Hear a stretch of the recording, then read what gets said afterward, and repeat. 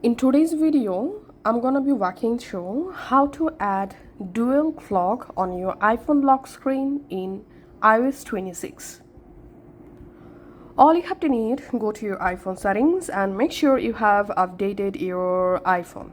Then in your iPhone settings, scroll down and tap on wallpaper.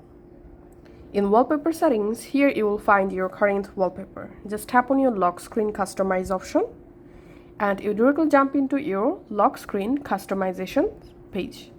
In here, tap on this add widget option, and now here you have to scroll down and tap on clock, and here select the clock size that you want to add, tap on close, and here, as you can see, I've successfully added my second clock. Now you can just drag and change the clock position just like this. Once you're happy, tap on done, and now on you'll see dual clock on your iPhone lock screen just like this. Thanks for watching.